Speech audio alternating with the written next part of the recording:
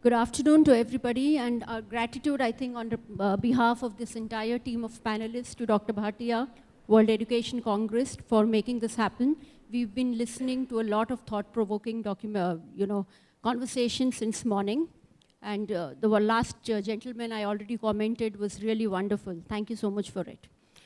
So the topic, as already said, is a very interesting topic because we're talking about skills. And we're not only talking about the different skills, we're talking about intangible skills, because what we heard right now, and the lady out here already commented, we are talking about intangible skills, because they are the drivers of economy today. Now, World Economic Forum has some very, very interesting statistics to share. They talk about developing skills at a very, very early age, at your early years and the schooling segment. Because what happens is they bring a lot of positivity into critical cognitive development, and of course that takes on to the higher education segments also.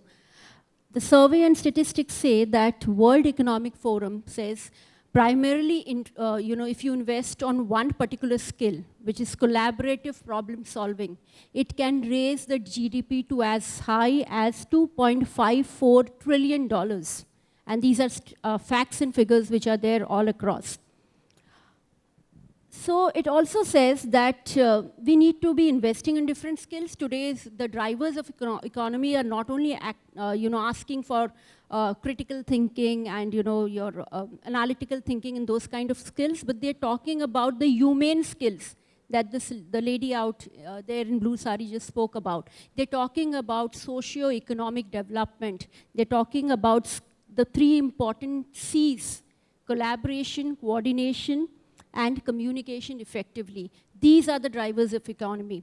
So here I have an elite group of panelists, and without investing a lot of time, we all agree that the role of us as educationists and all the education leaders is definitely imparting knowledge, but more than imparting knowledge, we want to focus on these uniquely human skills, right? And at the same time, we need to be mindful that our environment has become very fragile, right?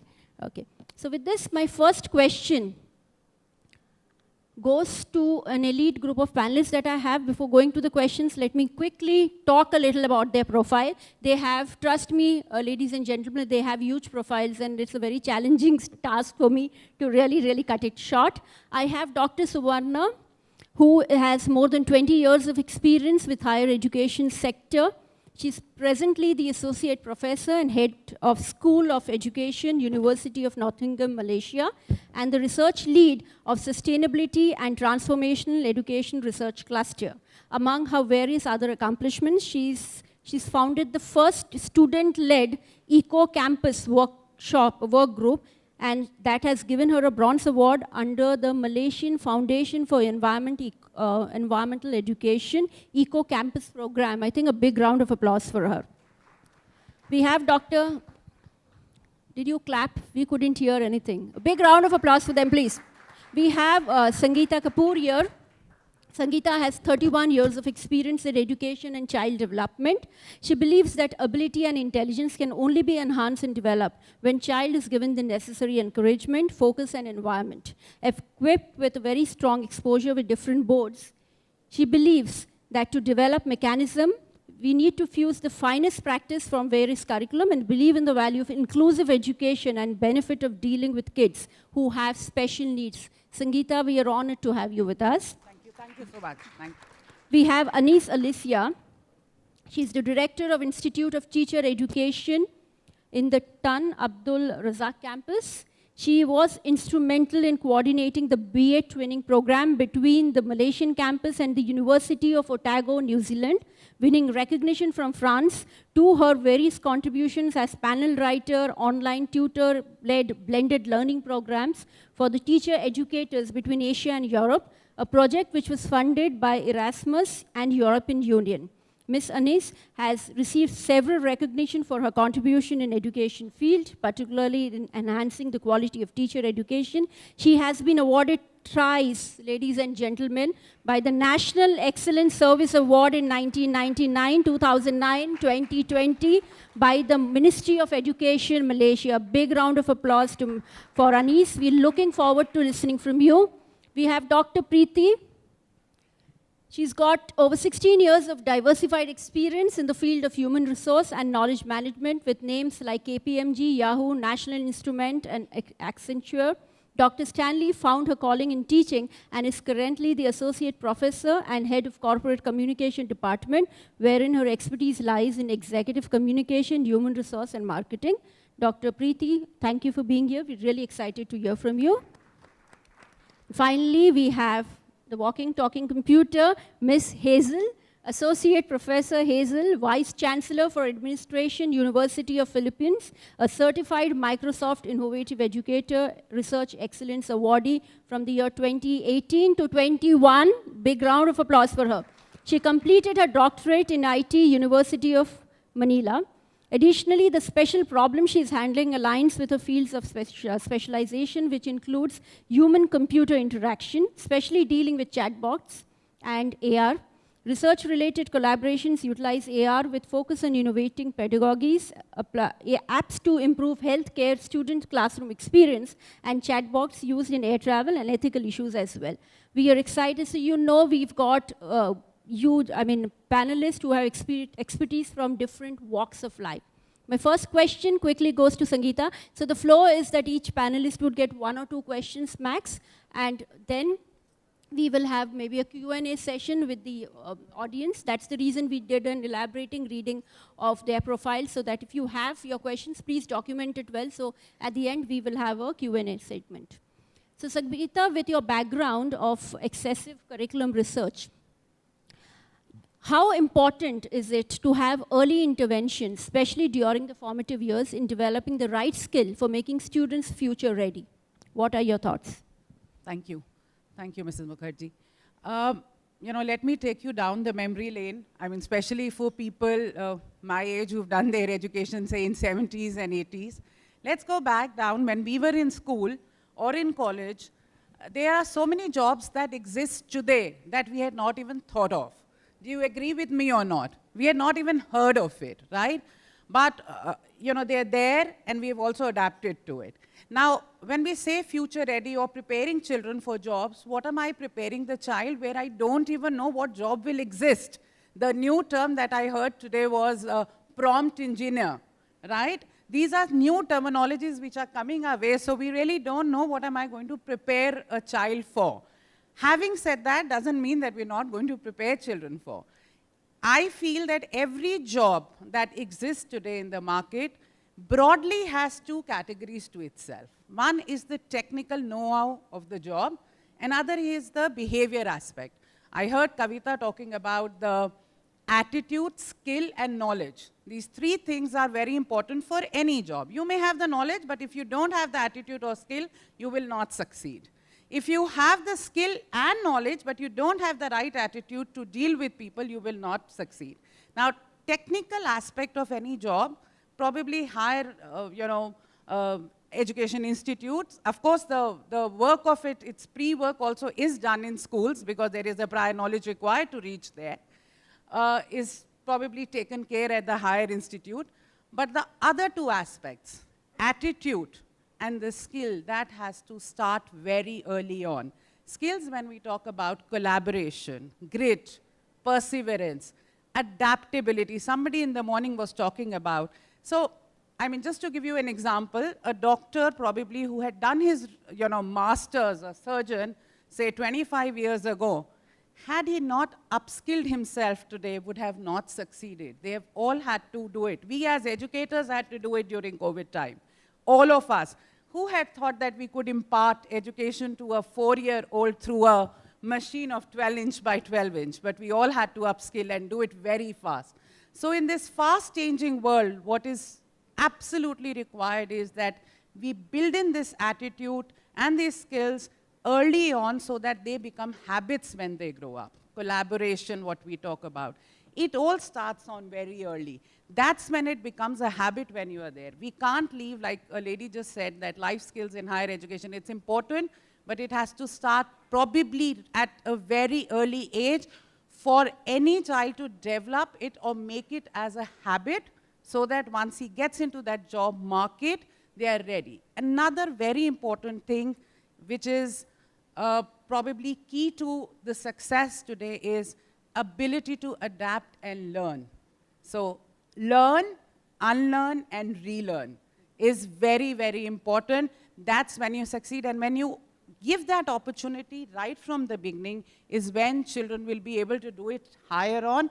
Otherwise, it is not important. So it is important to start really at an early age so that they can build it up as a habit and it continues for them, and adaptability becomes the core to anything for any job for them to succeed. Brilliant. I think a big round of applause for Dr. Sangeeta. She's touched upon some very, very interesting thoughts: technical knowledge, behavioral aspects, upskilling.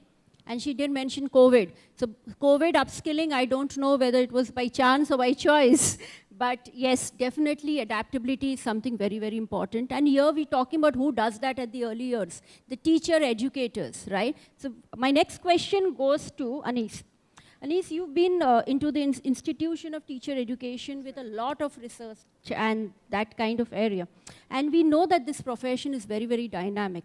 So what are your thoughts on what are these emerging trends and innovative approaches which are happening in the teacher education? Right. Good afternoon, everyone. Thank you very much, Mrs. Mukherjee, for the question.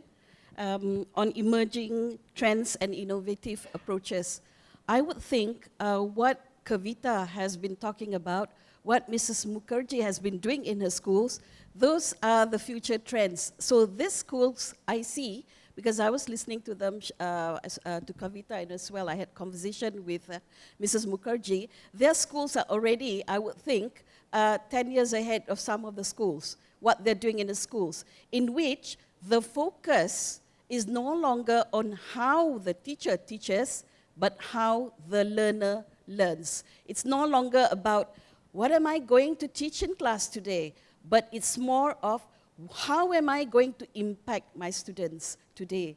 What are my students going to learn? So that we should be moving towards that, as well as personalized learning. We talk about differentiated learning in which teachers adapt strategies to the needs of their students. But future trends go into personalized learning in which the students will have ownership of what they're going to learn and how they're going to learn it. Yeah? So I see that, you know, when we talk about developing thinking skills, developing living skills, students should be taught from young on making choices of what they want to learn and how they want to learn it, so that they know what they are going to do when they grow up. The next thing is, I would see future trends in education in which learning will be very much interest-based, meaning not what you as a teacher love to teach, but it's more of what your students love. So it will be, the focus will also be on mastery learning as well. We are not looking into the breadth of learning, but the depth of learning. Someone was saying that, you know, we are always overwhelmed with the many things we need to teach our students. But I would see that it will be more beneficial for our students to go for deep learning, depth, rather than breadth, rather than trying to get them to learn everything, but to ensure deep learning happens. The next thing is, I would see, of course, even we are already talking about this in this room today, that we are going to focus more on transferable skills, living skills, not just lip service, but actually making sure that whatever the teachers do in the classroom, it is to develop those living skills that we have been talking about today. How do they solve problems? How do they work with each other? How do they collaborate with each other? How do they respect each other? How do they develop resilience? Because this is a VUCA world. So we need to, our students need to be taught, you know, resilience. And because they're going to have many, many, many more challenges ahead. So how they're going to adapt and how agile they will be very, very important. And I see as well, future trends is that the schedule will be driven by learning, not the learning by the schedule. Because future trends in education will go into interdisciplinary. So we don't just learn science from 9 to 10, maths from 10 to 11, history from 11 to 12, but we will see that it will be interdisciplinary. So learning is not done in silos of subjects. So that's why I say future trends will be driven by learning, not learning driven by schedule. Okay, other than that, of course, technology will not just be leveraged, but it will be fully incorporated into the curriculum to make sure that our learners will have a more meaningful and immersive experience. So again, we also look into assessment. Assessment, we will be, the future trends is that we will be assessing what matters most. So looking into the development of the child rather than trying to make the marks in public exams. And so what is the implication here? Implication is that for us teachers, to, like what Mrs. Sangeeta was saying, we cannot stop learning. We have to keep learning in this VUCA world. We have to keep up. We have to learn, unlearn, and relearn. Because if we teach our children today, the way we teach children yesterday, we will rob them of tomorrow. Brilliant, I think. Excellent. So some key pointers, depth versus breadth is something which that's something which we can really take out. And the schedule will be driven by learning and interdisciplinary learning. We're talking about interdisciplinary learning a lot, yes? Now here I have a person who's a doctorate in information technology, dealing with AR and chat box and, chat GPT. I remember when chat GPT came up in the market, my staff were threatened. Now how do we, have control of the class? Now what happens? So this technology here is infiltrating into the classrooms. So Hazel, what is your thought? How do we, make the educators not insecure with technology, in fact, use it to complement and supplement learning? Yes, good afternoon, everyone. Now, I appreciate the previous speakers, especially those who presented about technology. And yes, similar to Miss Ginger, I also love technology. And I agree with Dr. Dilip that science fiction has now become the science facts because of the digitization, augmentation, and others. But I have to say that as an educator, so it's natural for us to feel challenged and threatened by the rapid advancement of technologies, especially the augmented reality and the chatbots. The common ones are the ChatGPT that you said. We also have the Google Bard and the Quillbot, among others. And especially when they seem to encroach upon traditional teaching methods. However, it's important to recognize that technology can be a powerful tool also to supplement and enhance your efforts to preparing the youth for the world of work. So here are the few suggestions on how to take technology on your stride and leverage the potential. Number one, we have to embrace technology as an aid, not as a replacement. So rather than perceiving the technology as a threat, view it as a valuable resource that can enhance and make students innovate the work and also the learning. And also stay updated with technologies, continue to learn, as what Ms. Anis said earlier. Foster technology positive classroom culture. So encourage an environment that embraces technology. Don't be afraid. Don't let others be afraid of technology. Instead, enhance, explore, and make use of it. Thank you. Excellent.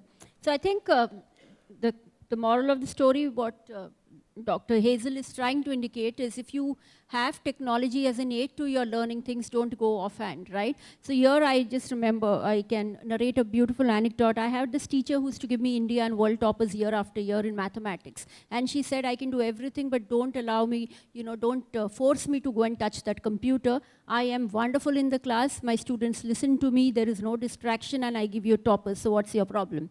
And here I had another group of teachers who were only into the PowerPoint presentation. Their whole class was PowerPoint, students would go to sleep. So, the dichotomy over here is whether we do more or whether we don't do anything at all. So say, Hazel, again, my question back to you is, how do we ensure that there is a right balance of everything, that there is a lot of human intervention in the teaching process, and at the same time technology is used to, complement the process? So maintaining the right balance between the usage of technology and human intervention is actually crucial in education. So while technology can bring numerous benefits, it's also important to recognize the human interaction and guidance play an essential role in the learning process. So I will be giving you an example of why it's important to strike the right balance and the challenge that may arise from evaluating technology. Now, like for example, the digital dependency and information overload, as you said earlier, in relation to ChatGPT. So overuse of technology can lead to digital dependency. So if we're not careful about it. So overuse, where students rely heavily on technology even in the most basic tasks. Like for example, when you create a speech, you go directly to ChatGPT and just type the outline, and there GPT will give you everything. So the dependency can limit their ability to think. Probably problem solving and navigate real-world scenarios where technology may not be readily available. So moreover, the vast amount of information available through technology can lead to information overload. So making it challenging for students to discern what is relevant, accurate, and reliable. And the second one is ethical considerations. So technology brings ethical challenges related to data privacy, security, and online behavior. So overuse of technology without adequate guidance may expose students to risks such as cyberbullying, misinformation, or excessive data collection. It is important for educators to address these ethical considerations and provide guidance or responsible technology usage. Thank you. And just to add on to that, I think as school heads and heads of higher education, if you look at your ecosystem and you make your infrastructure so well defined that people can maintain the balance. For example, what we do in our school is we ensure that 30% of teaching time can be dedicated to technology, not beyond. 70% has to be human intervention. So and that's how the teachers need to plan the lesson, that's how their CTs work and their curriculum trackers work. So if we can have those kind of things inbuilt and inculcated into the system, I think you can also maintain the balance. Yes, so we're talking about teacher education, we're talking about skill development, and at the same time here we have a huge environmental challenge at the same time. We're talking about the future in every forum, but where is the future 10 years, 20 years down the line? Will the environments be there for this kind of generation of learners to enjoy the beauty of it? So I have Dr. Subarna over here, who's an active advocate, who's involved in sustainability of education, presently the co-chair of National Education for Sustainable Development, right? And I would want to ask from you, so the incident which we faced like last year, Joshimath, if you have read about it in Uttarakhand, it wiped off the entire village because of unplanned human progress, right? So Dr. Suvarna, this is just one example. You have Indo-Bangladesh floods and you have many, many things happening. People are ruthlessly, destroying the environment only for the benefits of mankind, but will the mankind, have that kind of environment for their children to, enjoy? What are your thoughts? Right, thank you. Can you hear me?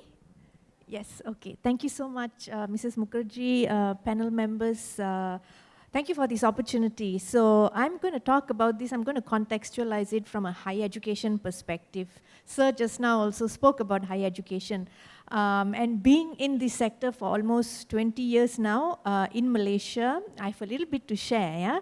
So if we are talking about preparing students for the future, what does the future hold for us, right? I think Anis also mentioned just now about VUCA, right? So if you're not familiar with the term VUCA, VUCA is actually volatile, uncertain. Do you know what it is? C? Complex, ambiguous, absolutely, VUCA. And this is the workforce that our graduates are going to go into.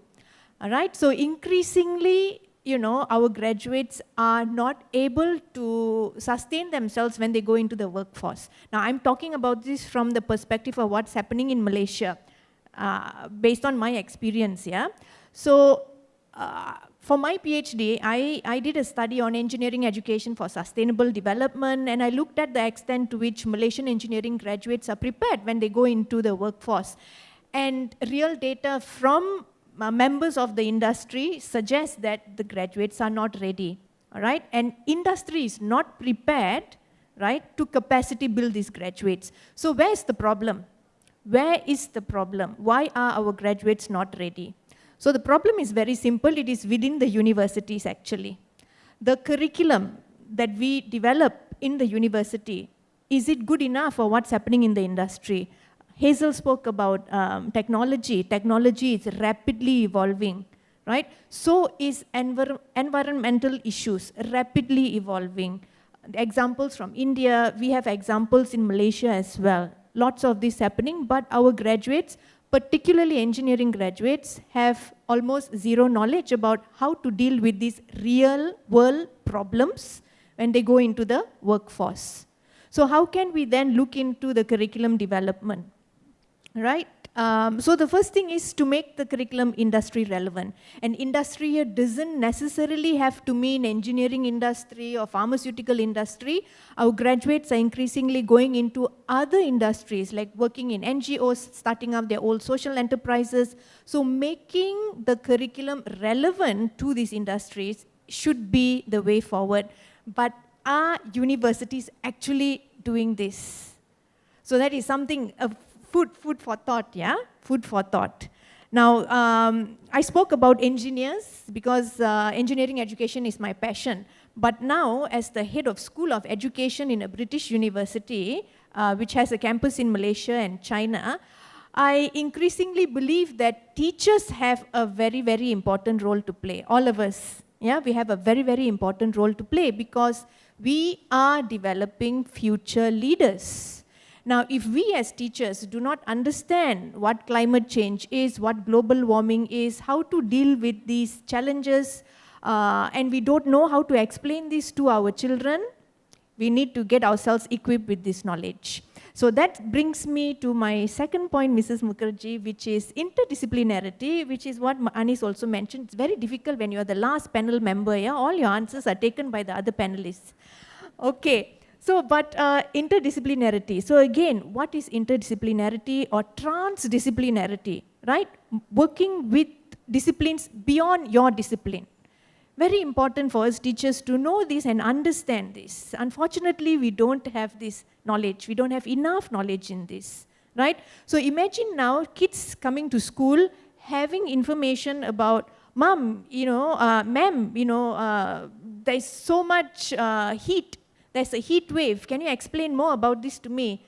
And as teachers, we don't have the understanding because we think, oh, I'm just an English teacher, or I'm just a mathematics teacher, I'm just a moral teacher, I don't need to know about these things.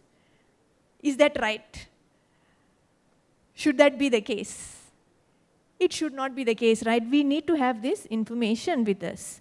Now, if we are not ready to learn and relearn and unlearn, right, as ma'am said just now, lots for us to think about. So I myself, you know, am a social science graduate, but my passion lies in working across disciplines. So I've had lots of opportunities to work with colleagues in engineering, colleagues in sciences, and students within these disciplines to actually make a difference in communities, apply this knowledge that they have in real communities to solve real problems. So that's where we work in transdisciplinary fields. So just one example, Mrs. Mukherjee, if I can, yeah. So we have students who have run very successful projects with communities. So they are engineering students, they are teachers going to become future teachers. We take them into real communities like indigenous communities. Yeah, so I work very closely with indigenous communities in Malaysia. So we get students to identify problems within these communities, apply what they have learned in the classroom to a real problem, right? Conceptualize recommendations, conceptualize solutions, run those solutions in the community and learn from these experiences. So when they go into the workforce, it is these kinds of skills that they will need, but the curriculum doesn't prepare them for this. Okay, so fundamentally, I don't know if there are many of us here from universities, you may agree or disagree with me, but I think this is what the future-ready graduate needs to have, these kinds of competencies, working in transdisciplinary fields, understanding real-world issues, and applying these knowledge and applying these competences into solving real-world problems. Yeah, I think Dr. Subarna, there's no scope of not agreeing because we all know that these are the facts of life. Okay, so here we have Dr. Preeti with us, and she works in the professional degree space, right? There's a very cliche statement which we all educators see again and again: we cannot have job seekers anymore. We need to focus on job creators. So ma'am, what are your thoughts? What kind of skills are these higher education spaces developing to have job creators today? Okay, good evening to everyone. So I was just listening to my fellow panelists here, and there's like a lot of information coming to me as well. But then with the question that you asked me, what I want to say is that we as a nation, or even globally, we need to look at job seekers to be much lesser today, and we need to have more job creators. Now, we will understand why we want to have more job creators. Let's look at the youth. The youth are the voice of tomorrow, right? All of you are you're coming from the education background, you all are philanthropists, great people coming from great backgrounds. So all of us feel we should have more job creators than people who are just here to seek jobs. Then we're going to be a consuming economy. But what we need to be is, like if I take India as a whole and we want to become a superpower nation, we need to become a country where we create more situations and more versatile environments for people where the youth can become more job creators than finding jobs, or waiting for some job opportunities. Look at the youth today. They have a lot of skill sets. They're underutilized. There are so many youths today who have so many KSAs, like the knowledge, skills, abilities, like how my fellow panelists said, they have a lot of technology. People have to learn, relearn. That's very, very important for us today. If we do not make more job creators today, and we see only like, let me take my own example. I was looking out for jobs. I did not create job opportunities. But today, when I sit and head placements back at my college, I look at it like how the youth require to become more entrepreneurs. We need to have an entrepreneurial economy. We need to have an economy which is going to make a global solutions for us. It's not going to be where youths just look up for opportunities, but they also need to believe that they can create future for themselves and for the others. So that is when India as a nation can become superpower, and also we will have varied, versatile people coming up in this entire global. So what I want to say is that we need to have more job creators than job seekers. That's what I want to say. Thank you. That's lovely. That's a good thought. Yes, now we can open, maybe a question and answer session if the audience. Rakhi, can I just Good say, afternoon. Are you awake? Rakhi, can I just make a Yes, comment? yes, please. Just one thing that I want to add, and before I say, my apologies to the organizers of this event for what I'm going to say. As educators, we are all educators sitting in this room. We must walk the talk that we are doing. Since 9:30 in the morning, what I'm hearing is sustainability, and most of it we have linked it to the climate and the environment. The sight from this place is not very healthy when I talk about sustainability. Look at the amount of plastic that we have used for one event today. Till we come out of this social stigma that my event may not look classy if I have reusable glasses on the table and one glass bottle, reusable bottle to fill up that, we will not be able to walk the talk we are doing. It is all going down. We are only doing the lip service. I request, thank you. I request the organizers, there's a day tomorrow as well, if we can look at not using this kind of plastic. That is when we are making the real difference, otherwise we aren't making any difference. Thank you. Sangeeta, Dr. Bhatia is outside. I'm Not sure heard you. the message would Is go to gone. him. Yes. A couple of questions in case you are still awake. Question probably is related to, I'm not remembering the name correctly, ma'am sitting in the front. Yes, yes. So you had worked on the generative AIs, right? And generative AIs, we believe, we want it or not, but they are the part of our lives and we need to live it, whether the school education or in the college education or even in the workforce that's kids are entering into. So my point is this, that how as an educator, when we are teaching to the students over there, during my designing of the curriculum, during my pedagogical tools, or during my assessments, what effectiveness that ChatGPT or the other AI tools right now that we are having can bring into that. Maybe your research that you have done over it, you can share some examples that will work out. If you could repeat the last statement. We didn't get the last statement. My last statement or the whole question is that if you can share some examples where the generative AI or the ChatGPT has been useful specifically for the educators like us, particularly in designing curriculum, evaluations, and pedagogical tools. So as we all know, for those who have used the ChatGPT, the use of that as of today is very wide.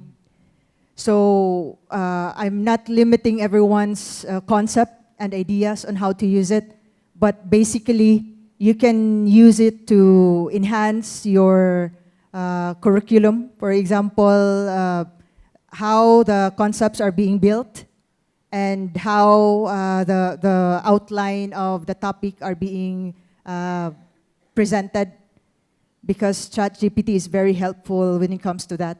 Hazel, But can- as to the use, it's the She sky is the wanted a limit. concrete example. Can I just add to what you said?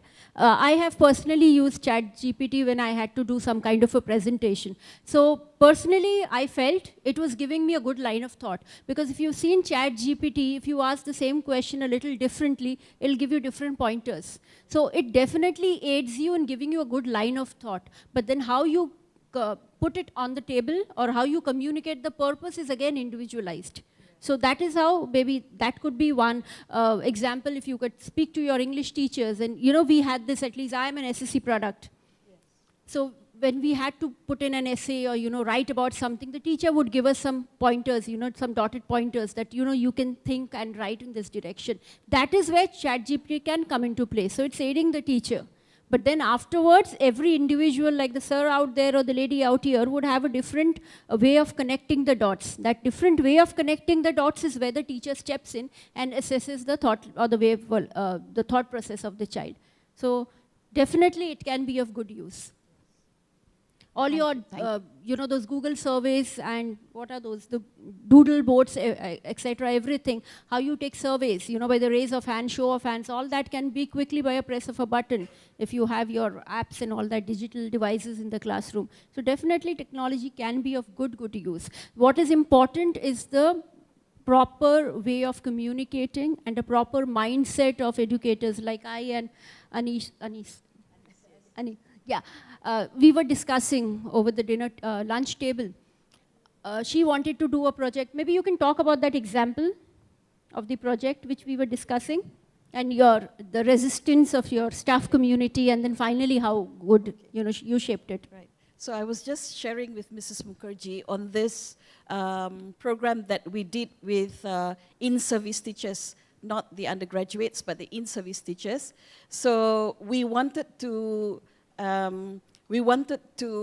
encourage them to incorporate project-based learning into their teaching and learning, because the schools that were not, you know, showing the performance that they should be showing.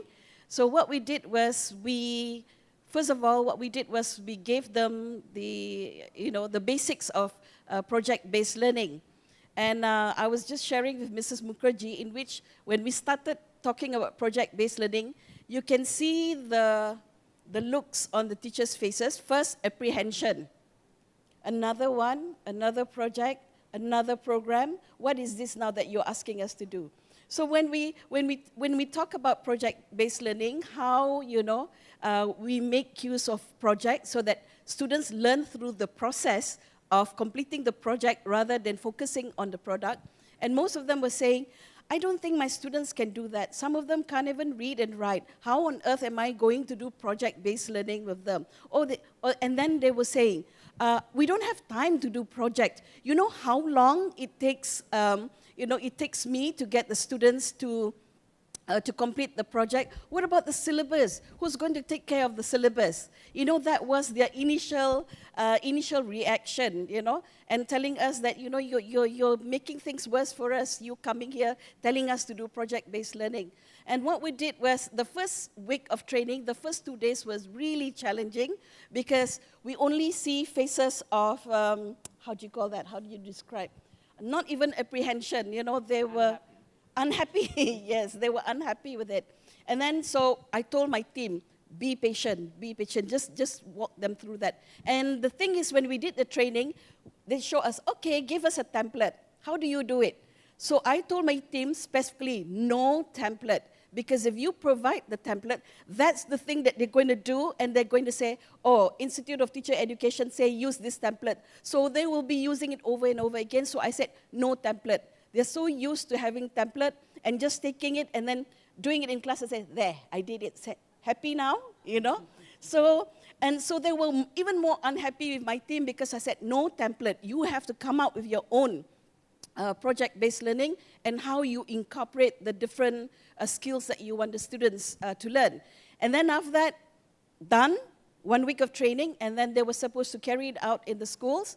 And then we went to do follow-up to give them support. So when we went to school, they were, sort of guiltily showing us, yeah, we did try, but we didn't really try. So we asked them, can you show us? And they showed us the exact same thing that we were, the examples that we used during training. So we say, no, it'll be better if you have your own way, your own project with different topics. Everybody was just doing the same topic that we did during the training. So again, a little bit unhappy with us. We said, we'll come back again. We'll give you time, 1 month.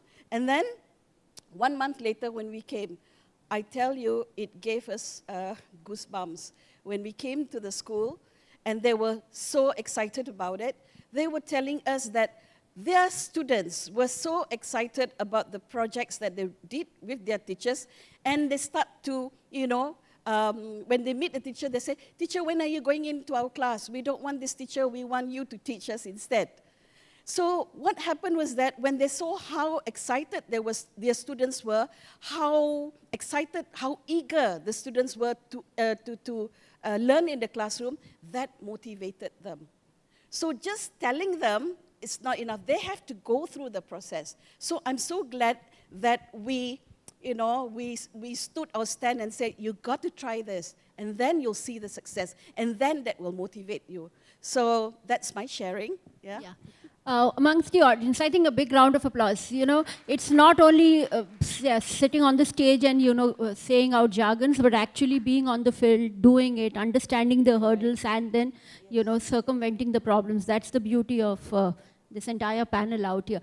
From the audience, if any of you want to share any success stories, you have worked in your systems, and it'll be learning for all of us. Just that last, and we are good to go, sir. Many questions are coming to my mind, or issues coming to my mind, and thinking that such an august gathering over here. So these concerns I should put forward to all these people over here. See, now, first of my concern is children with special needs. They all want to go to regular school, and parents, they don't understand the disability of their child, and they want to put their children into special school. And also autistic children. They are on the different brand of the spectrum, and the schools even don't know whether we should be taking them or not. It's a huge concern for all the schools. And at the same time, the plight of the parents when they come and say that, "Mere bacche ko kahin admission nahi milega kya?" It's so sad, pathetic, and I must say on this forum that all of us must work and train our teachers so that at least some of these children we can absorb in our system. That is what one. And another thing about technology I just wanted to discuss with you all. The other day only one child came to me, and then he was very disturbed over various issues. And one day he came, I said, how are you feeling now? He said, I'm feeling much better. I said, okay, fine. Then I asked my counselor to speak to that child. And then I came to know this child is feeling much better, though he was being counseled in school. There were some links where they go to, and then they put their problems. And then and then that link was given to me, and I started to say, oh, I am feeling very upset today because I'm upset with my teachers. They're not listening to the instruction that I give. And there is a long answer that I am getting. And then I'm again saying, okay, at times it becomes very difficult to cope up with this kind of situation. Again, I am getting very reassuring kind of answers from that app. Now I'm just saying, if the child of impressionable age gets hooked to it and start asking the concerns and challenges of his life to the virtual screen, where are we heading to? Where? No human connect. He is happy that he has got the answers of his problems from the screen. So it is a huge concern, I must say, that we are talking so much about technology, where we are heading towards. Thank you. Just one last minute. It's a wonderful thought. But any thoughts from the panelists out here? Because there is a lot of paradox to it. Has the pluses, that's the brownie points as well as, but it has the negative side, as she said. Yeah, it has, definitely. Technology definitely is the future. There is no two ways about it. ChatGPT is the future. There are no two ways about it. But education is about human connect, and that will never fade away. You will never have robots teaching children in the class, whether higher education or whether, in the classroom. Let's also understand that whether it is a school or colleges or higher education, content today is not the hero.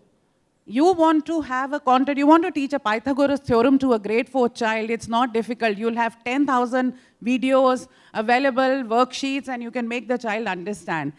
What is to do with that is important, and which age the child has to understand. So a human connect is definitely important, but what you're saying, ma'am, I completely agree. It is rather fearful where we are, because of, small household system, single child, children are getting away from these social skills. They do not want to mingle their space, and they don't want people intruding. And with the newer concept of my personal space, and nobody intervenes in that, it is getting even more dangerous. Today, even a 4-year-old knows that it's my personal space and don't interfere, it's my time.